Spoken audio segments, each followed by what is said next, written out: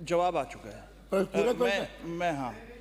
मैं आपके माध्यम से माननीय मंत्री जी को बताना चाहूँगा कि जो 5-5 करोड़ की जो सड़कें विभाग के प्रस्ताव जो मैंने भेजे थे विभाग को, उसमें मैंने ये स्पष्ट लिखा था कि माननीय मुख्यमंत्री जी ने सदन में घोषणा करी है कि केवल विधायकों से सड़कों के प्रस्ताव लिए जाएंगे, जिसके प्रस्ताव की प्रतिलिपि आपने मुझे उत्तर में भी भेजी है। मगर सदन के नेता वो माननीय मुख्यमंत्री जी द्वारा सदन में की गई घोषणा की पालना न करना सदन की गरिमा के खिलाफ है, मेरी भावनाओं को ठेस पहुंची है। इसलिए मेरा पहला पूरक प्रश्न ये है माननीय अध्यक्ष जी कि माननीय मुख्यमंत्री जी द्वारा इस पवित्र सदन में की गई इस घोषणा की पालना नहीं करने पर जिम्मेदार कौन है, किसकी जिम्मेदारी बनती है? माननीय मंत्री जी। माननीय अध्यक्ष महोदय, मैं माननीय सदस्य को ये अवगत कराना चाहूँगी, कुछ आंकड़े मैं भी रखूं। माननीय अध्यक्ष जी, अगर आप अनुमति दें तो पिछली सरकार की तुलना और हमारी सरकार, क्योंकि सड़कों में बहुत अच्छा काम हुआ है। क्यों? आईना देखना, आईना आपको देखना चाहिए, आपने कितना हमारी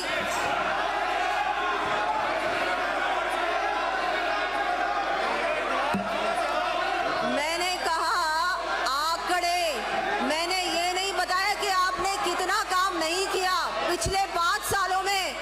आप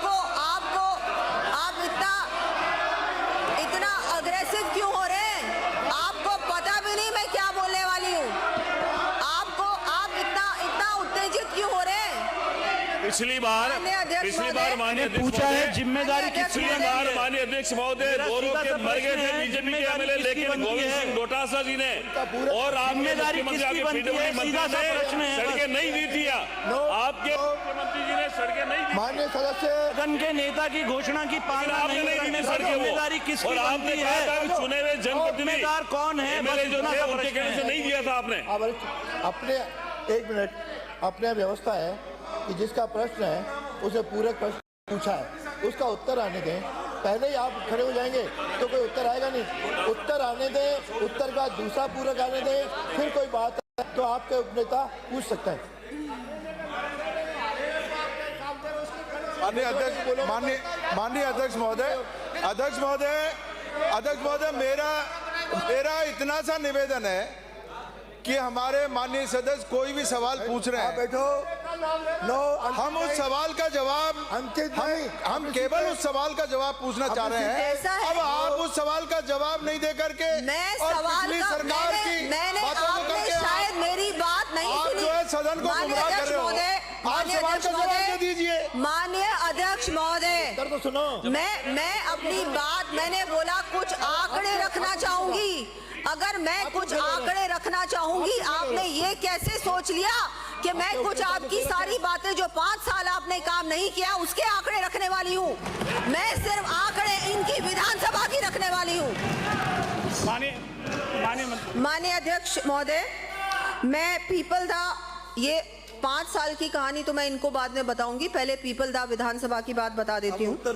पीपलदा विधानसभा क्षेत्र में विधायक के द्वारा वर्ष 2025-26 में 12 सड़कों की अनुशंसा की गई, जिसमें से 7 सड़कों की निविदाएं प्रक्रियाधीन है, जो कि दिनांक 2/2/2026 तक प्राप्त कर ली जाएंगी एवं एक सड़क का कार्य प्रगतिरत है।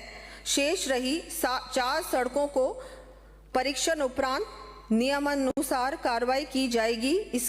इसका एग्जामिन कर रहे हैं और उसके बाद इस पे जो भी कार्रवाई होगी वो कार्रवाई की जाएगी। मेरा दूसरा पूरक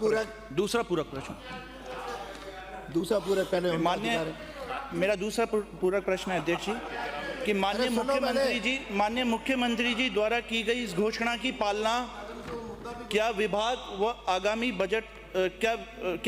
वर्तमान व आगामी बजट सत्र में ईमानदारी से करेगा? यदि हाँ, तो मेरे द्वारा दिए गए प्रस्तावों में से शेष रही 4 सड़कों को भी क्या इसमें लिया जाएगा?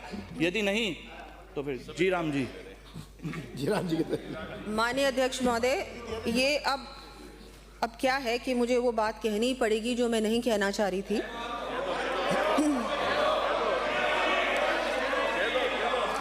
जी, अब मैं थोड़ा सा ये फैक्ट्स रखना चाहूँगी और थोड़ा तुलनात्मक भी कुछ ये जो बातें हैं, ये फैक्ट्स हैं, इनको रखना चाहूँगी। गत सरकार के द्वारा अपने 5 वर्ष के कार्यकाल में 13,160 किलोमीटर लंबाई की नवीन सड़कों का निर्माण कार्य करवाया गया, जबकि हमारी सरकार के 2 वर्ष के कार्यकाल में ही 16,864 किलोमीटर लंबाई की नवीन सड़कों का निर्माण करवाया जा चुका है। मैं 5 साल आपके और 2 साल हमारे गिनवा रही हूँ।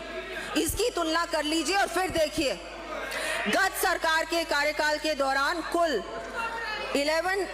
1104 गांव सड़कों से जुड़े गए, जबकि हमने 2 वर्ष के कार्यकाल में ही 1717 गांव सड़क से जोड़ दिए हैं। तुलनात्मक तो कोई कहेगा ना, आप भी कहते थे, ये भी अध्यक्ष महोदय, सड़कों के नवीनीकरण पर गत सरकार के द्वारा अपने 5 वर्षों के कार्यकाल में लगभग राशि 12,300 करोड़ का व्यय किया गया, जबकि हमारे 2 वर्ष में ही अब तक सड़कों के नवीनीकरण पर लगभग राशि 8,450 करोड़ का व्यय किया जा चुका है। साथ ही अध्यक्ष महोदय, इस संदर्भ में यह भी उल्लेख करना चाहूंगी कि आपकी सरकार के द्वारा बजट वर्ष 2022-23 एवं 23-24 में सड़कों के चयन में हमारे विधायकों की अनुशंसा पर कोई भी स्वीकृति जारी नहीं की गई थी,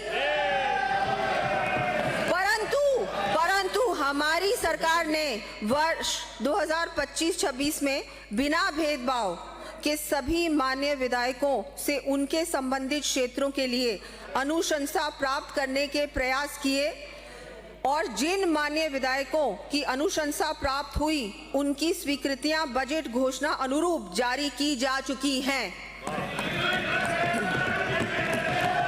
और मैं माननीय सदस्य से ये बात कहना चाहूंगी कि आपके द्वारा अगर कोई भी ऐसी सड़क है वो आप उसकी मुझे बिल्कुल दीजिए और उस पे हम लोग एग्जामिन करेंगे।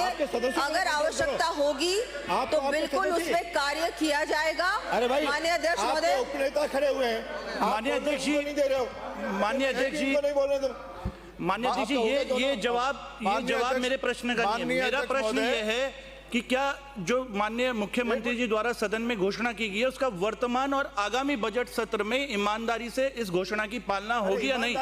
इन्होंने तुलना करना चालू कर दी।